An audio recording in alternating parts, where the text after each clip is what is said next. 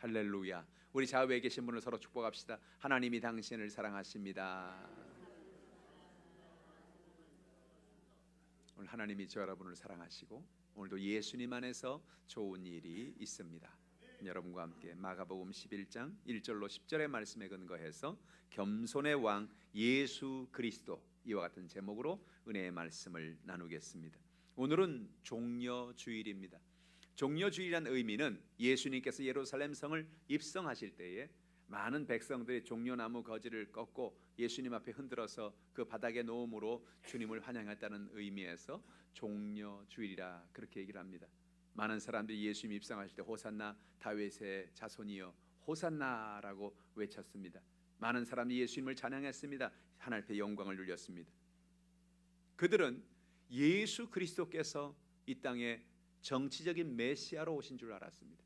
마치 모세가 이스라엘 백성들을 애굽에서 건져내듯이 예수 그리스도가 이 땅에 와서 모든 이스라엘 백성들을 로마의 압제에서 건져내 주시고 참된 자유와 평안을 주실 것을 그들은 고대했습니다. 예수님이 이 땅에 오신 것은 모세와 같이 그렇게 이스라엘 백성들을 정치적으로 그들의 삶의 연약함에서 건져주기 위한 것이 아니었습니다. 예수님이 이 땅에 오신 것은 모든 사람들의 죄에서 구원을 베풀어 주시고 그들의 영혼이 잘되게 하시고 범사가 잘되게 하시고 강건케 하신 하나님의 은혜를 전하기 위해서 이 땅에 오신 것입니다. 사람의 생각과 하나님의 생각이 달라요. 사람들이 자신의 생각과 다르자 예수님이 정치적인 메시아가 아닌 것을 알자 한 주 만에 그들은 예수님을 십자가에 못 박는 그런 역사를 우리는 보게 되는 것이죠. 오늘 본문의 말씀을 통해서 우리 주는 진리의 말씀을 깨닫는 저 여러분 되기를 주님의 이름으로 축복합니다. 첫 번째로 성경은 예수님은 겸손의 왕으로 이 땅에 오셨다는 것입니다. 예수님이 예루살렘 성에 입성할 때 나귀를 타고 입성했다는 것은 참 의아한 일입니다. 보통 왕으로 누군가가 온다면 마차를 타고 온다든지 아니면 백마를 타고 온다든지 많은 군사들을 옆에 거느리면서 그렇게 입성하는 것이 그것이 왕의 입성일 것입니다. 근데 예수님은 왕의 입성치고는 너무 초라했습니다. 예수님이 나귀, 그것도 나귀 새끼를 타고 입성했습니다. 그러니 이 왜 이러셨을까? 예수님께서 하나님의 아들이시고 하늘과 땅을 지은 창조자이신데 하나님이 마음만 먹으면, 예수님이 마음만 먹으면 얼마든지 대단하게 입성할 수 있었을 텐데 왜 그랬을까? 그 이유는 다름이 아니라 예수 그리스도의 겸손에 있었습니다. 여러분, 예수님은 태어나면서부터 철저하게 겸손하셨어요. 예수님이 태어나실 때 예수님 베들레헴에서 태어나셨는데 베들레헴 최고의 5성급 호텔에서 태어난 것이 아니었습니다. 좋은 의료시설이 있는 어떤 그런 병원에서 태어난 것이 아니었습니다. 예수님은 마구간에서 태어났어요. 하나님의 아들이 왜 마구간에서 태어납니까? 그것은 예수 그리스도의 낮아짐을 의미하는 것입니다. 겸손함을 의미하는 것입니다. 누가복음 2장 7절 말씀 읽어볼까요? 첫 아들을 낳아 강보로 싸서 구유에 뉘었으니 이는 여관에 있을 곳이 없음이로라. 호텔은 고사하고 여인숙 여관조차 없어서 예수님을 여관에서조차 낳을 수가 없었던 거죠. 그래서 찾다 못해서 찾은 것이 마구간이었습니다. 마구간에서 예수님 낳았고 아이를 강보로 싸서 뉘은 곳이 침대도 아니고 구유에 뉘었다 그랬어요. 구유는 말 먹이통이지요. 말 먹이통에 예수님을 넣을 정도로 예수님은 참 연약하게 태어나신 걸 봐요. 낮아지셨습니다. 겸손해지셨습니다. 예수 그리스도의 낮아짐을 통하여 우리에게 하나님의 겸손을 가르쳐주고 계시는 거예요. 할렐루야. 여러분 겸손하시기를 주님의 이름으로 축복합니다. 예수님 자기 스스로를 낮추셨어요. 자기 스스로를 겸비하게 만드셨어요. 많은 사람들은 세상을 살아가면서 겸손하기를 원치 않습니다. 많은 사람들은 세상을 살아가면서 사람들 앞에 자기도 모르게 교만해지게 그렇게 인생을 살아가려고 합니다. 왜 그러느냐? 우리의 마음속에 상한 마음이 많아서 그래요. 마음속에 열등감이 많아서 그래요. 열등감이 많은 사람은 다른 사람이 나를 인정해 주어야만 살 수 있어요. 다른 사람이 나를 높여 주어야만 살 수 있어요. 그래서 한번 무슨 회장하면 끝까지 회장하려고 그러죠. 우리나라에도 보면은 장로교에 보면요, 교단이 얼마나 많은지 몰라요. 그 많은 장로교에 많은 교단이 왜 이렇게 생겼느냐? 처음에 교단이 하나였는데 그 교단에서 교단 총회장이 계속 자기만 하니까 우리도 좀 합시다. 그래서 교단을 또 하나 만드는 거예요. 거기 또 그 사람은 또 한번 놓으면 또 안 나요. 그러니까 또 옆에 딴 사람이 우리도 좀 합시다. 또 교단 하나 또 만드는 거예요. 그래서 수많은 사람들이 교단을 다른 게 아니에요. 마음속에 내가 높임받고자 원하는 그런 마음들 때문에 그렇죠. 우리가 회개해야 돼요. 우리 마음속에 하나님 은혜 가운데 겸손하게 겸비하게 믿음으로 나가는 여러분 되기를 주님의 이름으로 축복합니다. 예수님은 성장기에도 겸손하셨어요. 예수님 하나님의 아들이어서 자신의 특권 의식을 드러낼 수 있었습니다. 근데 그럼에도 불구하고 성장기에도 겸손하게 겸비하게 자신을 낮추며 사셨어요. 하나님 아들이니까 뭐 웬만한 능력을 행할 수 있지 않겠습니까?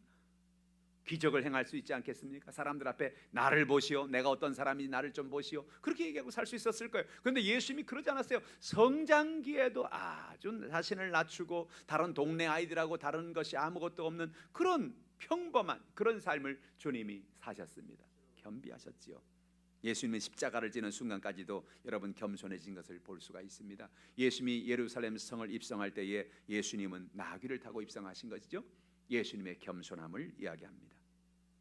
마태복음 11장 29절에 예수님 자신의 겸손에 대해서 이렇게 얘기합니다. 같이 읽어보죠. 나는 마음이 온유하고 겸손하니 나의 멍에를 메고 내게 배우라. 그러면 너희 마음이 쉼을 얻으리니.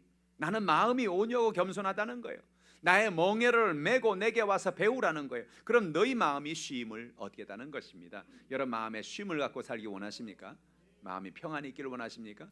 우리 마음의 평안을 얻기 원하는 정말 중요한 것은 뭐예요? 마태복음 11장 28절은 뭐라 말합니까? 수고하고 무거운 짐 자들아 내게 오라. 내가 너희를 쉬게 하겠다 말씀하시고 그 다음에 나오는 것이 29절이에요. 어떻게 하면 쉴 수 있느냐? 나는 마음이 온유하고 겸손하니라 그랬습니다. 우리의 마음이 온유할 때, 우리 마음이 겸손할 때 비로소 우리의 모든 짐을 예수님께 맡기게 되고 또 예수님의 은혜 가운데 우리가 쉼을 얻는 믿음의 삶을 살게 되어지는 것이죠. 오늘 여러분의 마음속에 이런 겸비함이 있기를 주님의 이름으로 축복합니다. 빌립보서 2장 8절로 9절 같이 읽어보죠. 사람의 모양으로 나타나사 자기를 낮추시고 죽기까지 복종하셨으니 곧 십자가에 죽으심이라. 이러므로 하나님이 그를 지극히 높여 모든 이름 위에 뛰어난 이름을 주사 그랬습니다. 예수님이 땅에 사람의 모양으로 나타나서 자기를 낮추었다는 겁니다. 사람으로 나타났다는 게 뭐가 낮춘 거냐?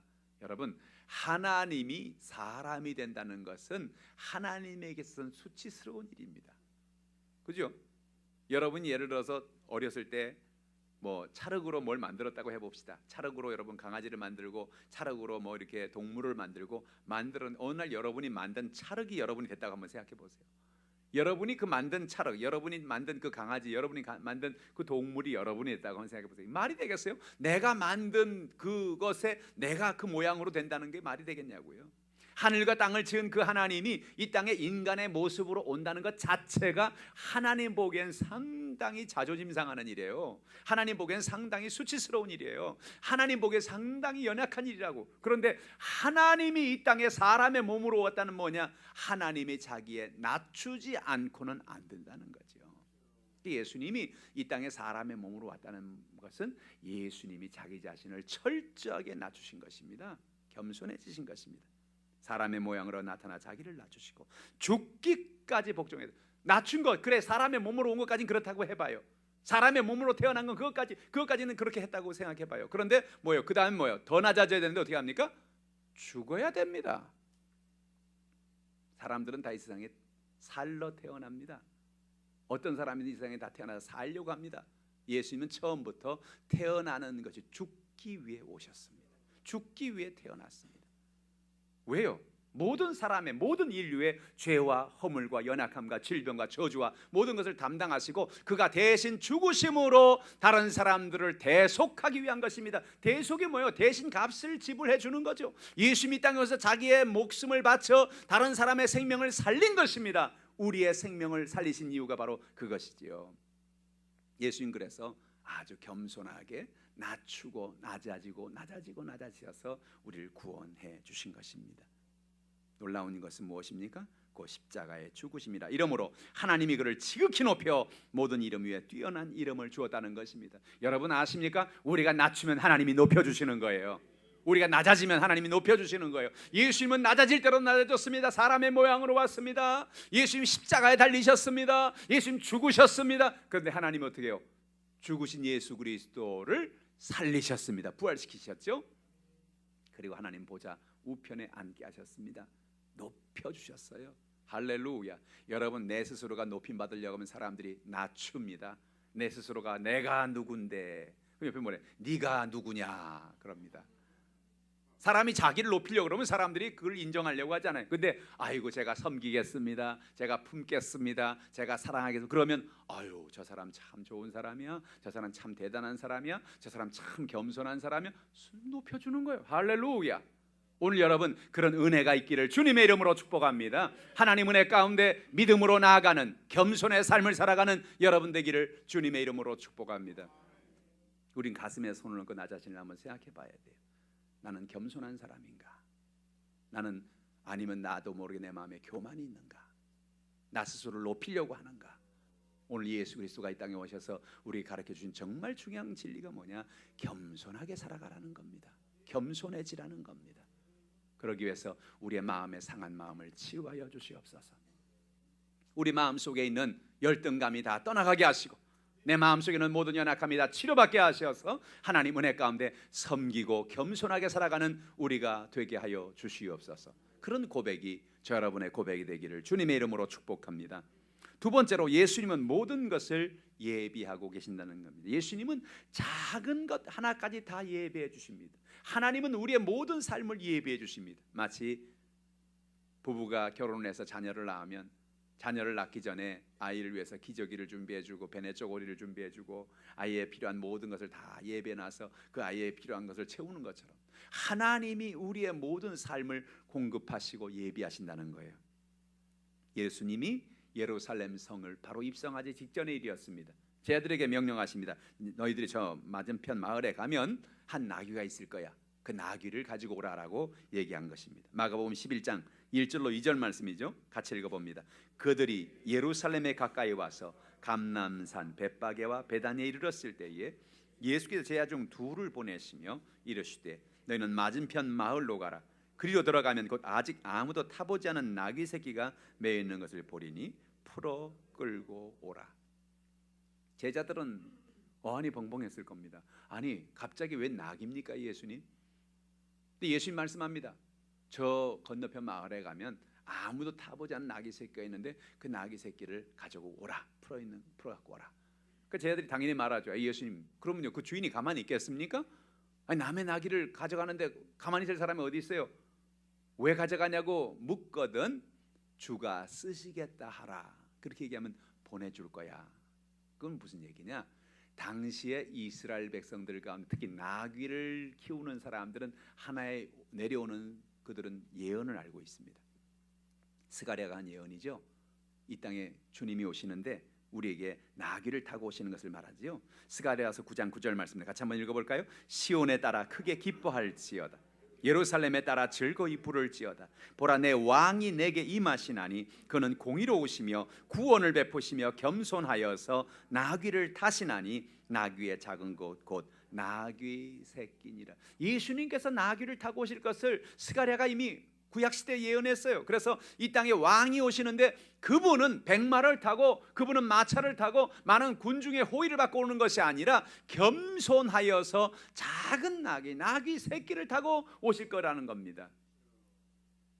나귀 주인들은, 나귀 장사하는 사람들은 야 언젠가 이 땅에 왕중 왕이 오시면 그분은 나귀를 타고 오실 거야. 그들은 다 알고 있는 겁니다. 그래서 예수님의 제자들이 주가 쓰시겠다 하자 그 나귀 주인이 깜짝 놀라면서 아이고 드디어 그분이 오셨구나. 드디어 예언이 이루어지는구나. 할렐루야. 기쁘게 나귀를 내드렸습니다. 할렐루야. 오늘 하나님 은혜 가운데 하나님은 작은 것 하나까지도 예언을 이루시는 것입니다. 하나님의 은혜 가운데 작은 것까지도 주님은 예비하시는 것입니다. 할렐루야. 예수님이 땅에 태어나서 살아오면서 모든 사역을 이루는 모든 순간순간 주님께서 하나님의 예비하심 속에서 살았던 것을 볼 수가 있습니다. 여러분, 하나님은 오늘도 우리의 인생에 모든 것을 예비하고 계십니다. 그러니 우리가 인생을 살면서 인생에 걱정하고 살 이유가 없는 거예요. 염려할 이유가 없는 거예요. 여러분 마음속에 모든 염려와 걱정을 다 맡기시기를 주님의 이름으로 축복합니다. 어떤 분은 역사적 사명을 띠고 이 땅에 염려로 태어난 사람처럼 사는 사람이 있어요. 매일 염려를 아주 사서 해요. 아이고 어떡하지? 뭐 하늘이 무너질 것 같아. 아이고 어떡하지, 왜 땅이 솟아날 것 같아. 걱정하지 말아요. 하늘은 안 무너져요. 땅은 안 솟아나요. 우리가 인생을 살아가면서 우리의 삶 가운데 수많은 연약함과 수많은 걱정과 수많은 문제가 우리의 삶을 다가오는 것입니다. 그러나 주님 말합니다. 내가 너의 인생을 예비하고 있다. 내가 너를 지은 것이 아니냐, 내가 너를 창조한 것이 아니냐, 내가 너를 책임질 것이 아니냐 말씀하시는 것입니다. 그 하나님을 의지하는 여러분 되기를 주님의 이름으로 축복합니다. 시편 139편 13절 말씀 같이 읽어보죠. 주께서 내 내장을 지으시며 나의 모태에서 나를 만드셨나이다. 여러분, 우리는 어느 날 갑자기 엄마 아버지가 결혼해서 그냥 아무런 이유 없이 태어난 그런 존재가 아닌 거예요. 엄마 아버지가 만나서, 부모님이 만나서 우리를 낳게 한 것은 하나님의 예비하심이었습니다. 하나님이 인도하심이었습니다. 그래서 우리가 태어난 거예요. 하나님 우리의 내장을 지었다는 거예요. 우리의 모든 외모, 우리의 모든 내적인 어떤 모든 장기, 하나님께서 그 모든 걸 다 하나님 만드셨다는 거예요. 할렐루야. 그래서 여러분, 우리가 병들고 아프면 하나님 앞에 나가 기도하는 이유가 바로 그 이유예요. 현대차를 사면 현대차 고장나면 어디로 갑니까? 현대 공장으로 들어가죠. 왜요? 그 회사에서 만들었으니까 그 회사에서 AS를 해주는 게 당연한 거예요. 하나님 우리 만들었잖아요. 그러면 어디로 가야 돼요? 하나님께 가야죠. 우리가 병들었습니까? 우리가 약합니까? 우리가 문제가 있습니까? 우리를 만드신 하나님께 가지고 나가면 하나님 우리의 몸을 고쳐주는 것입니다. 우리의 장기를 치료해 주시는 것입니다. 우리 연약함을 고쳐주시는 것입니다. 예비하신 하나님이 우리의 모든 연약함을 돌보시는 거예요. 그러니 우리가 인생 살면서 모든 염려 근심 맡기고 하나님 의지하고 살아가시기를 주님의 이름으로 축복합니다. 하나님 우리를 향한 놀라운 계획을 예비하고 계십니다. 시편 139편 17절 18절 말씀 같이 읽어보죠. 하나님이여 주의 생각이 내게 어찌 그리 보배로우신지요, 그 수가 어찌 그리 많은지요. 내가 세려고 할지라도 그 수가 모래보다 많도소이다. 내가 깰 때에도 여전히 주와 함께 있나이다. 오늘 다윗은 고백합니다. 하나님이여 주의 생각이 내게 어찌 그렇게 보배로운지요. 어떤 사람은 하나님이 나를 향한 생각이 좌절과 절망과 심판이라고 생각하는 사람이 있어요. 하나님은 나를 어떻게 하면 심판할까? 하나님 나를 어떻게 하면 나를 때릴까? 그런 하나님일 거야, 그렇게 생각합니다. 그렇지 않습니다. 하나님은 우리를 향한 하나님의 생각은 보배로운 생각입니다. 내가 너를 향한 나의 생각을 하는데 그건 재앙이 아니라는 거예요. 우리에게 미래를 주려는 것이라는 거예요. 우리에게 소망을 주려는 거예요. 하나님이 여러분 한 사람 한 사람을 보배롭게 여기십니다. 그렇죠. 자기 아들 딸을 낳아놓고 그 아들 딸들을 보배롭게 여기지 않는 사람이 어디 있어요? 아기를 딱 태어나서 보니까 아기가 태어나서 여기 눌리고 저기 눌려가지고 뭐가 그렇게 이쁘겠어요? 근데 엄마 아빠 보기엔 얘가 세상에 최고 이쁜 미남미녀야. 이야 정말 이쁘다. 응? 아주 얼굴이 막 찡그러져가지고 시뻘겋고 막 그런데 뭐가 이쁘겠어? 그런데 그 애가 최고로 이쁘다는 거예요. 하나님이 우리를 볼 때 그렇다는 겁니다. 하나님 우리 한 사람 한 사람 볼 때 하나님이 보배롭게 보시는 것입니다. 귀하게 보시는 것입니다. 하나님 우리 한 사람 한 사람을 그렇게 사랑의 눈으로 보고 계시는 거예요. 할렐루야. 우리를 향한 생각이 어찌나 많으신지 그 많은 생각이 보배로운 생각이라는 거예요. 내가 세려고 할지라도 그 수가 모래보다 많습니다. 내가 깰 때도 여전히 주와 함께 있나이다 고백하는 거죠. 주님이 늘 우리와 함께 하시고 우리의 모든 연약함을 돌보시는 하나님인 것입니다. 하나님 우리를 악한 자에게서 지켜주시는 것입니다. 요한일서 5장 18절 같이 읽어보죠. 하나님께로부터 난 자는 다 범죄하지 아니하는 줄을 우리가 아노라. 하나님께로부터 나신 자가 그를 지키시매 악한 자가 그를 만지지도 못하느니라. 여기서 악한 자는 마귀를 말하는 겁니다. 하나님의 아들, 하나님께로 나신 자가 그는 예수 그리스도를 의미하는 것입니다. 여러분 오늘 우리가 인생을 살아갈 때 예수님이 여러분을 지켜주십니다. 우리 눈에 안 보여요. 예수님 어디 계신지 보이지 않습니다. 예수님 영으로 와 계시기 때문에. 그러나 하나님으로부터 나신 자가 그를 지키시매 우리를 지켜주시매 할렐루야. 악한 자가 그를 만지지도 못한다고 말씀하고 있습니다. 오늘 하나님의 은혜 가운데 믿음으로 승리하는 여러분 되기를 주님의 이름으로 축복합니다. 그래서 늘 다윗은 고백합니다. 하나님은 나의 반석이 되십니다. 하나님 나의 방패가 되십니다. 하나님 나의 요새가 되십니다. 왜? 악한 자가 나를 만지지 못할 것이기 때문에 그렇습니다. 악한 자의 모든 괴계에서 나를 보호할 것이기 때문에 그렇습니다. 하나님은 어떤 하나님입니까? 하나님 오늘도 우리를 예비하시고 지키는 하나님이신 것입니다. 예수님 작은 것 하나라도 예비하셨어요. 심지어는 예수님께서 이 세상을 떠나실 때 예수님 떠나실 때 과연 누가 예수님을 장례를 지낼까 사람들은 걱정했습니다. 왜냐하면 예수님이 당시에 로마 병정들에 죽었고 또 당시 제사장과 바리새인들이 눈을 크게 뜨고 누가 예수의 시체를 가져가는 걸 보고 있었기 때문에 아무도 가서 예수님의 시체를 함부로 달라는 사람도 없고 장례 지낸다는 사람도 없었어요. 근데 심지어 그런 연약함 속에서 아리마대 요셉이란 부자가 담대하게 나가서 그 시체를 내게 주십시오. 내가 예수님의 시신을 장례하겠습니다. 할렐루야. 예수님이 과연 어떻게 장례를 치를까 사람들은 걱정했습니다. 근심했습니다. 제자들은 마음에 걱정했어요. 그런데 걱정할 이유가 없는 거예요. 그것조차도 예수님은 예비해 놓으신 것입니다. 여러분, 여러분의 인생이 태어나면서부터 이 세상을 떠나는 날까지 모든 순간순간을 주님이 여러분 예비하고 계시는 것입니다. 여러분의 모든 것을 준비하시는 것입니다.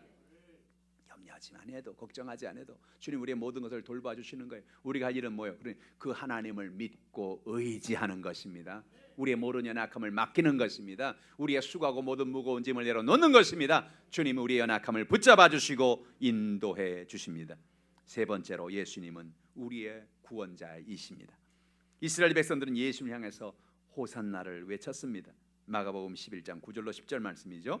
같이 읽어봅니다. 앞에서 가고 뒤에서 따르는 자들이 소리 지르되 호산나 찬송하리로다. 주의 이름으로 오시는 이여 찬송하리로다. 오는 우리 조상 다윗의 나라여 가장 높은 곳에서 호산나 하더라. 호산나란 뜻은 지금 우리를 구원하여 주옵소서 그런 뜻입니다.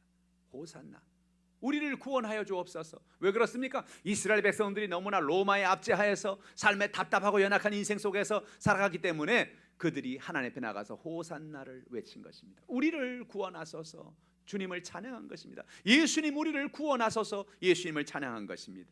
여러분, 오늘 저 여러분에게 이와 같이 우리가 호산나를 외칠 때 하나님 우리를 건져주는 것입니다. 이스라엘 백성들이 애굽에서 고통당할 때 그들의 창고를 지으라고 말하고 국고성을 지으라고 말하고 그들의 벽돌을 만들라고 말하고 그렇게 고통 가운데 그들이 외친 것은 호산나였습니다. 주여 우리를 도와주소서, 주여 우리를 구원하소서, 우리 연약함을 도와줘. 놀라운 사실은 무엇입니까? 우리가 어떤 연약함과 어떤 위 가운데 있다고 할지라도 주님 앞에 나가서 호산나를 외치면 주님이 오시는 것입니다. 우리의 기도를 응답하시는 것입니다. 우리를 건져주시는 것입니다. 우리의 삶의 연약함에서 구원해 주시는 것입니다. 오늘 여러분 인생의 가정의 문제, 자녀의 문제, 육신의 질병의 문제, 삶의 연약함의 문제 가운데 우리가 있을 때 있지 않습니까? 오늘 이 시간 여러분 어떤 연약함의 문제 가운데 여러분 지나가고 계십니까? 호산나를 외치길 바랍니다. 예수여 지금 우리를 구원하소서, 지금 우리를 구원하소서, 지금 우리를 구원하소서. 우리가 주의 이름을 높이고 주를 찬양할 때에, 주 앞에 경배할 때, 주의 이름으로 기도할 때에 주께서 우리의 기도를 들어주시고 우리에게 구원의 길을 열어주시는 것입니다. 주님은 악한 세대 수를 구원하시고 우리의 죄를 대속하셨습니다. 갈라디아서 1장 4절 같이 읽어볼까요? 그리스도께서 하나님 곧 우리 아버지의 뜻을 따라 이 악한 세대 수를 건지시려고 우리 죄를 대속하기 위하여 자기의 몸을 주셨으니라고 말하고 있습니다. 예수님이 이 땅에 오셔서 십자가를 지신 이유가 뭡니까? 고난받으신 이유가 뭡니까? 바로 우리를 대속하기 위해서 오셨다는 거예요. 우리에게 하나님의 은혜 가운데 악한 세대수를 건지기 위해서, 우리를 구원하기 위해서 예수님이 이 세상에 오셨다는 거예요. 할렐루야.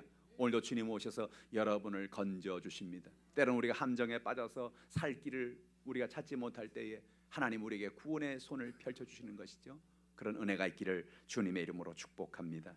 주님 우리의 삶 속에 오셔서 우리의 모든 연약함을 붙잡아 주시고 마귀의 흑암의 권세에서 우리를 구원해 내십니다. 골로새 1장 13절 말씀입니다. 같이 읽어보죠. 그가 우리를 흑암의 권세에서 건져내사 그의 사랑의 아들의 나라로 옮기셨으니 할렐루야. 예수님은 빛이십니다. 나는 세상의 빛이라 그랬습니다. 빛이 무엇입니까? 흑암을 밝히는 것이 빛입니다. 하나님은 생명의 빛이십니다. 우리의 삶 속에 좌절과 연약함이 가득한, 절망이 가득한 인생의 주님 찾아오셔서 우리에게 빛을 비춰주시는 거예요. 그래서 우리를 흑암의 권세에서 건져냈다 그랬습니다. 흑암의 권세가 뭡니까? 마귀입니다.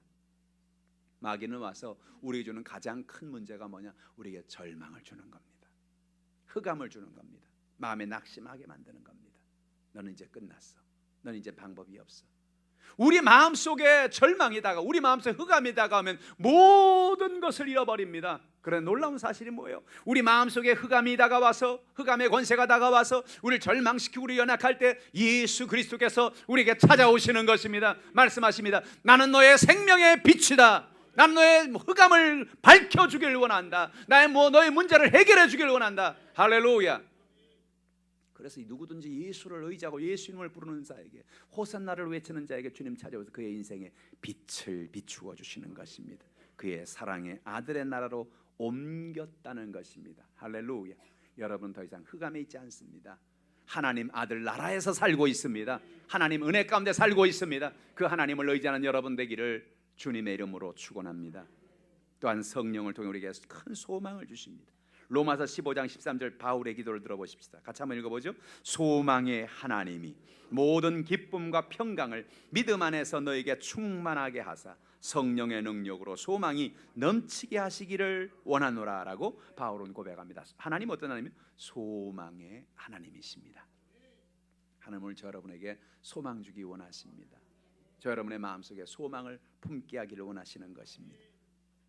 하나님 은혜 가운데 그 소망의 하나님이 모든 기쁨과 평강을 믿음 안에서 너에게 충만하게 하신다는 겁니다. 하나님 오늘 여러분에게 기쁨 주기를 원하십니다. 오늘 여러분 기쁨을 가지고 살기를 바랍니다.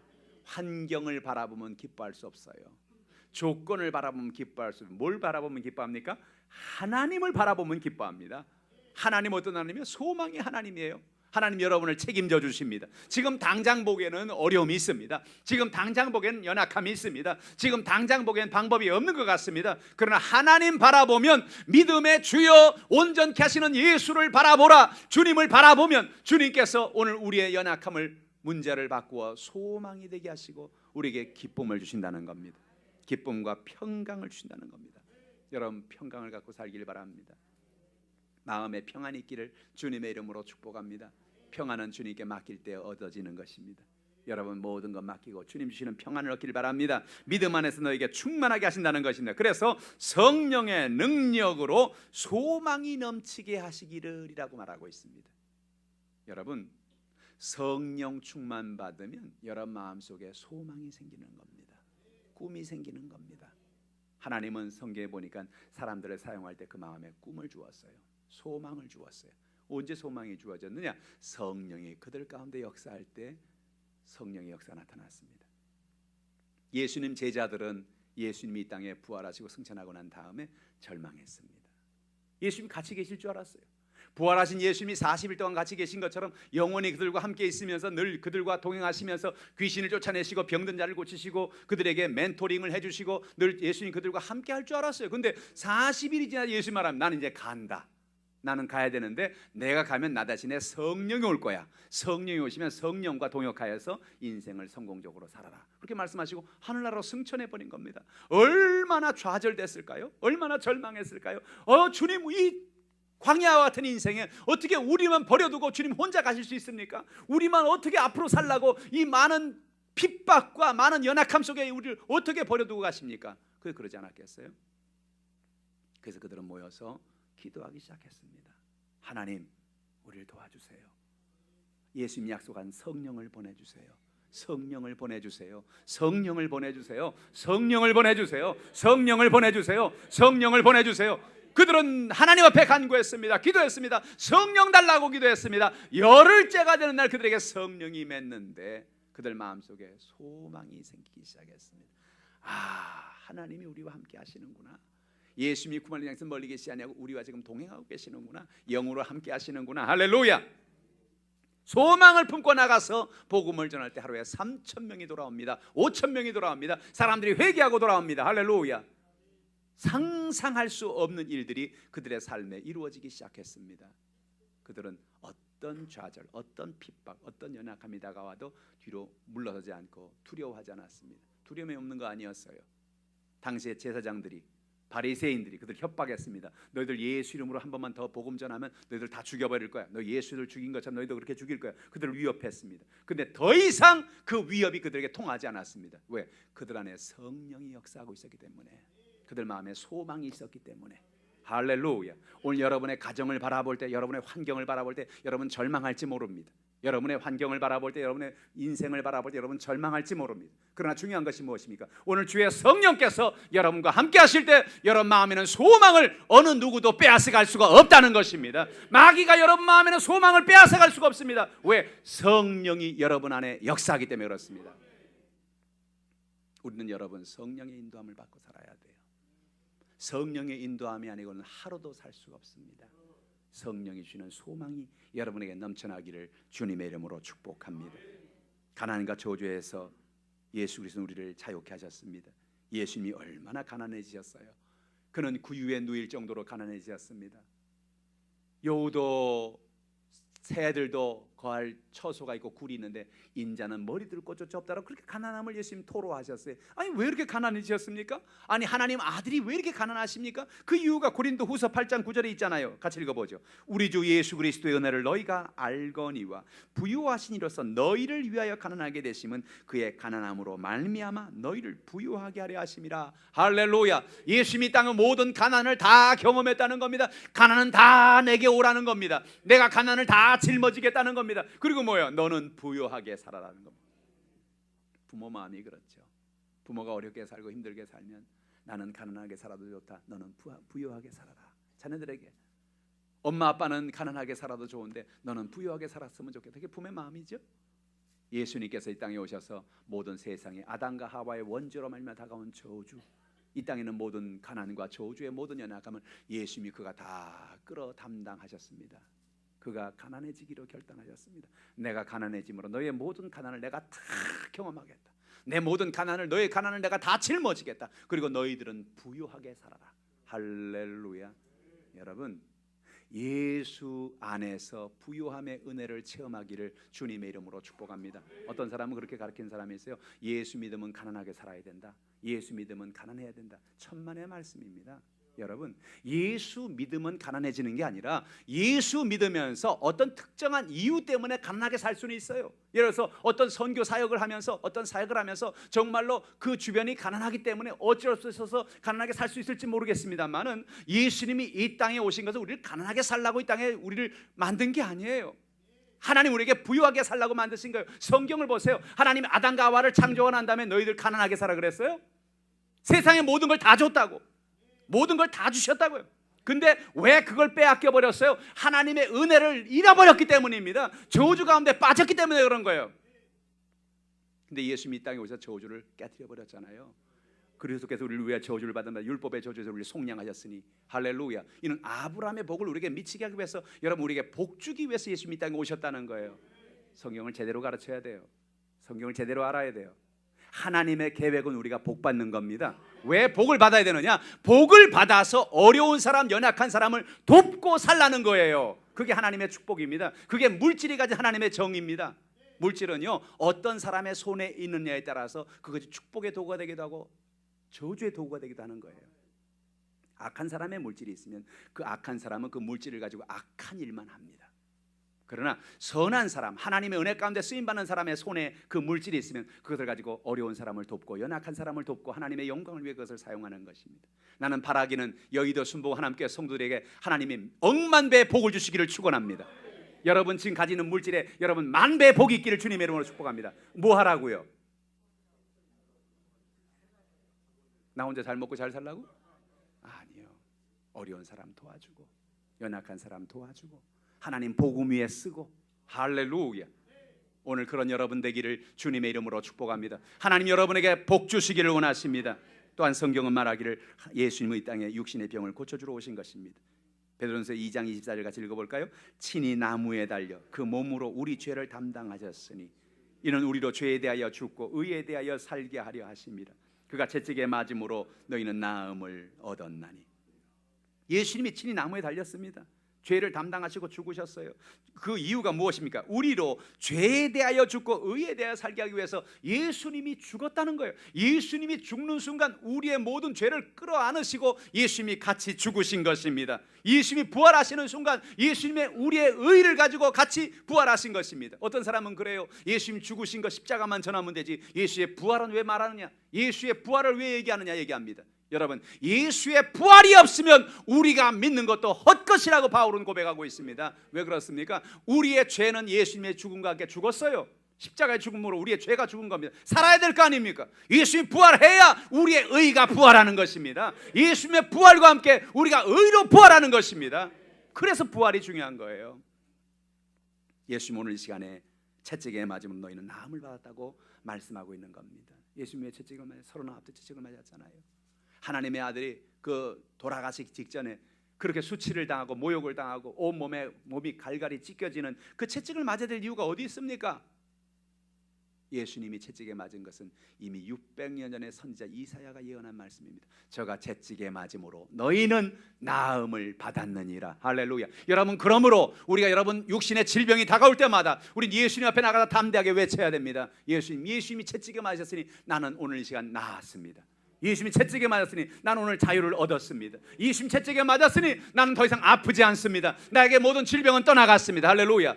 믿음으로 고백할 때 여러분의 질병이 떠나가는 것입니다. 마귀는 와서 그래요. 야, 아무리 그래도 그렇지 병이 쉽게 낫냐? 야, 병원에 가서 치료를 해야 되는 거지 뭐 예수 믿는다고 되냐? 여러분, 병원도 가야 돼요. 약도 먹어야 돼요. 그러나 더 중요한 게 있습니다. 우리 몸은 하나님이 지었다는 거예요. 하나님 우리 몸을 치료하기를 원하신다는 거예요. 우리 모든 문제를 해결하기를 원하신다는 거예요. 하나님을 의지하고 믿음으로 나갈 때 주님이 여러분을 고치는 것입니다. 그래서 제일 먼저 할 일이 뭐예요? 병원 가기 전에 기도부터 하라는 겁니다. 병원 가기 전에 약 먹기 전에 주님 앞에 나가서 기도부터 하라는 겁니다. 하나님 나의 병을 치료해 주십시오. 예수님이 채찍에 맞음으로 내가 나았습니다 고백할 때 주님 여러분의 병을 고치는 거예요. 옛날에 어려웠을 때 60년대 70년대는 정말 사람들이 병원 가고 싶어도 병원을 못 갔어요. 돈이 없어서. 병원 갈 돈이 없어서. 그래서 그때는 사람들이 믿음이 더 좋았습니다. 병원 갈 돈이 없으니 나는 하나님 앞에 나가겠다. 나가 기도해. 그리고 고침받은 사람 많아요. 근데 요즘에는 건강보험이 있어서 실비보험이 있어서 아프면 기도하기 전에 먼저 병원부터 찾아갑니다. 그래 기도할 시간이 없죠. 하나님 오늘도 여러분을 치료해 주십니다. 여러분의 약한 것 병든 것을 고치는 주님을 의지하기를 주님의 이름으로 축복합니다. 우리는 주님이 우리에게 영원한 천국을 선물로 주시는 것입니다. 이 땅에 살아가면서 우리는 어려움 속에서 소망을 가지고 살 수 있는 것은 우리에게 영원한 천국이 있다는 것입니다. 저는 제가 인생을 살아가면서 인생의 고난이 다가오고 삶의 연약함이 다가오고 힘들 때마다 저는 바라보는 것이 있습니다. 그것은 천국입니다. 하늘나라입니다. 하나님 아버지, 하나님의 나라를, 하나님의 천국을 향해 살아갈 수 있게 도와주시옵소서. 천국은 얼마나 놀랍습니까? 제가 지난주 금요일 날 철야 때 그런 얘기했죠. 여러분, 우리가 천국 가서 할 얘기가 있어야 되지 않겠나? 천국 가서 100년 200년 사는 것도 아니고 어떻게 산다고요? 영원히 산다고. 영원히. 사람들은요 나이가 들면 옛날 이야기하고 사는 겁니다. 사람이 나이가 들었냐 안 들었냐는 어떤 얘기하는가 보면 알아요. 젊은이들은 미래를 얘기합니다. 앞으로 내가 뭐 할 거고요, 앞으로 이런 거 할 거고요. 근데 나이 드신 분들은 뭐예요? 내가 왕년에, 내가 과거에. 과거 얘기를 자꾸 하기 시작하면 벌써 나이 들었다는 뜻이에요. 그러니까 우리가 여러분 이 땅을 떠나고 나면 저 천국에서 무슨 얘기하냐면 이 땅에서 했던 얘기들을 하고 살 거라고요. 내가 말이지 왕년에 말이야 2018년도에 내가 성령의 불을 받아가지고 전도를 했는데 그래 내가 100명을 전도했잖아. 할렐루야. 옆에 있는 사람이 100명? 아유 게임도 안 돼. 난 200명은 전도했어. 그런 사람이 또 나올 거야 옆에. 할렐루야. 그러니까 여러분 적어도 우리는 천국 가서 뭔가 할 얘기가 있어야 되지 않겠어요? 이 땅에 살아있는 동안에 하나님 우리가 생명을 오늘 주신 그 놀라운 이유는 지금도 우리가 이 땅에 살아있는 이유는 하나님께서 우리에게 주신 사명이기 때문에 지금 살게 하신 거란 말이에요. 할렐루야. 이 땅에 살면서 뭔가 천국 가서 얘기할 그럴듯한 작품을 하나 만들어야 되지 않겠어요? 여자들이 제일 싫어하는 얘기가 있대요. 남자들이 군대 간 이야기 제일 싫어한대요. 군대 또 싫어하는 게 있대요. 축구하는 얘기 제일 싫어한대요. 축구 얘기, 축구 어느 팀이 축구 잘하고. 더 싫어하는 게 얘기 뭐냐? 군대 가서 축구한 얘기를 제일 싫어한대요. 여러분, 여러분의 삶 속에서 하늘나라 가서 뭔가 하나님의 은혜 가운데 이야기할 거리가 있기를 주님의 이름으로 축복합니다. 우리는 천국 갈 겁니다. 우리 하늘나라 갈 겁니다. 여러분 거기 가서 무슨 얘기 할 거냐고요? 거기 가서 할 얘기가 뭐 있냐고요? 아, 나 구원받았지요. 할렐루야. 또 나 구원받았지요. 할렐루야. 또 나 구원받았. 그거밖에 없냐? 적어도 우리가 누군가를 위해서 사랑의 손길을 펴고 그들을 위해서 헌신했던 어떤 이야기들, 가난한 사람, 연약한 사람을 위해서 도왔던 어떤 그런 이야기들, 누군가를 위해서 사랑의 손길을 폈던 이야기들, 누군가 하나님을 모르는 사람이 나가서 그리스도의 복음을 전했던 이야기들, 그렇기 때문에 핍박받고 어떤 때 물바가지를 쓰기도 하고 소금물 막 뿌리기도 하고, 할렐루야. 이렇게 좀 더 뭐 이렇게 뭔가 이렇게 극적인 사건이 좀 있어야 되지 않겠어요? 할렐루야. 그게 뭐예요? 의를 위해 핍박을 받는 것입니다. 마태복음 5장 3절 읽어볼까요? 심령이 가난한 자는 복이 있나니 천국이 그들의 것임이니라. 할렐루야. 심령이 가난하다는 게 뭐예요? 우리 마음이 가난하다는 거예요. 마음이 가난한 사람이 복이 있습니다. 왜? 그 사람은 하나님이 필요한 사람이기 때문에 그렇습니다. 마음이 가난해요. 마음이 부한 사람은 뭐예요? 필요한 게 없는 사람이에요. 모든 게 다 있는 사람이에요. 나는 세상에 아무것도 필요한 게 없어. 난 다 가지고 있어. 그분은 하나님도 필요가 없습니다. 그러나 심령이 가난한 사람 복이 있습니다. 왜? 천국이 그들의 것이기 때문입니다. 할렐루야. 마태복음 5장 10절 같이 읽어볼까요? 의를 위하여 박해를 받는 자는 복이 있나니 천국이 그들의 것입니다. 할렐루야. 의를 위해 박해를 받는다는 말이 뭐예요? 의가 뭐예요? 복음 전하는 것입니다. 영혼 구원을 위해 살아가는 것입니다. 그것이 의로운 삶인 것입니다. 의를 위해 박해를 받는 자가 복이 있습니다. 왜요? 천국이 그들의 것이기 때문에 그렇습니다. 여러분, 이번 한 주간 좀 핍박 좀 받으시기를 축원합니다. 너무 나이스하게 살지 마세요. 따라합시다. 나이스하게 살지 말자. 다른 건 나이스 해야죠. 한 가지만 나이스하지 마세요. 복음의 욕 먹기를 주님의 이름으로 축복합니다. 복음 전하다가 욕 좀 먹어보세요. 얼마나 맛있는지. 복음 전하면서 사람들에게 핍박을 하면 좀 받아보세요. 한 주간 살아가면서 고난 주간에 우리가 예수 그리스도의 고난을 묵상하면서 여러분 친구들에게, 여러분 사람들, 주변의 사람들에게 너무 멋있는 사람으로 남으려고 하지 마세요. 너무 좋은 사람으로 저 사람은 참 나이스해. 나한테 일평생 복음 한 번도 안 전하고 내가 저 사람들 욕도 한 번 안 하고 참 할렐루야 나이스. 그럴 것 같아요? 하나님이 저 여러분에게 복음으로 인해서 나이스하지 말라는 거예요. 복음 때문에 핍박을 받으라는 거예요. 복음 때문에 욕을 좀 먹으라는 거예요. 할렐루야. 이번 한 주간에 욕 먹기를 주님의 이름으로 축복합니다. 따라합시다. 욕 먹읍시다. 옆에 있는 사람의 고백합시다. 우리 욕 먹읍시다. 할렐루야. 이번 주에 욕 먹으시기를 주님의 이름으로 축복합니다. 왜 욕 먹어요? 남의 발을 밟아서 욕을 먹어요? 남의 물건 훔쳐서 욕을 먹어요? 아니요. 예수의 복음 때문에 욕 먹자는 거죠. 예수의 복음 때문에 핍박당하자는 거죠. 예수의 복음 때문에, 예수의 복음 때문에, 사람들의 마음속에 그리스도의 복음 때문에 우리에게 하나님의 은혜를 전하자는 것입니다. 할렐루야. 여러분, 예수의 이름이 오늘 저 여러분에게 있습니다. 하나님 은혜 가운데 믿음으로 승리하는 여러분 되기를 주님의 이름으로 축복합니다.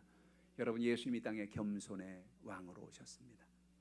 예수님이 땅에 우리의 모든 것을 다 예비하고 계십니다. 예수님 우리의 구원자가 되십니다. 그 예수님을 이번 주간에 만나시기를 주님의 이름으로 축복합니다. 그 예수님을 닮아가시기를 주님의 이름으로 축복합니다. 하나님의 영광을 위해 살아가는 승리하는 여러분 다 되시기를 주님의 이름으로 축복합니다. 기도하겠습니다. 하나님 아버지, 하나님의 크고 놀라우신 은혜와 사랑을 감사합니다. 예수님이 종려나무가지를 꺾어서 흔드는 사람들의 고백 앞에서 호산나 다윗의 자손 예수여 라고 외치는 그 속에서 나귀를 타시고 겸손하게 예루살렘 성을 입성하셨습니다. 주여, 우리가 이 겸손을 배우기 원합니다. 우리의 교만함, 우리의 인본주의, 우리 연약함을 주 앞에 다 고백합니다. 주님, 이 시간 우리 연약함을 붙잡아 주옵소서. 우리의 상한 마음을 오로만져 주시옵소서. 예수님, 작은 것부터 시작해서 우리의 모든 일생을 다 예비하고 준비하고 계십니다. 예수님께 우리의 모든 인생을 맡깁니다. 주님, 붙잡아 주시옵소서. 오늘까지 우리를 인도하신 주님, 오늘까지도 한 번도 우리를 버려버리지 않으신 그 주님, 그 주님의 관심은, 그 주님의 계획은 우리를 통하여 영혼을 구원하는 것입니다. 주여, 우리에게 성령의 능력을 주시옵소서. 우리에게 담대함을 주시옵소서. 그래서 이번 한 주간 우리가 나가서 주의 복음을 전할 때 예수는 우리의 죄를 위하여 죽으시고 우리를 구원하기 위해 부활하셨다고 고백하는 그런 고백의 한 주간이 되게 하여 주시옵소서. 주의 성령께서 함께 하시고 역사하시고 은혜 베풀어 주심을 감사하며 예수님의 이름으로 간절히 기도하옵나이다. 아멘. 가지고 남은 문제를 놓고 육신의 질병 놓고 답답한 문제 놓고 주여 이 시간 우리를 건져 주옵소서. 우리를 구원하여 주옵소서. 호산나 주님이여 오늘 우리 가운데 오시라고 주를 청하시고 통성으로 기도합니다. 주여 할렐루야 할렐루야 할렐루야.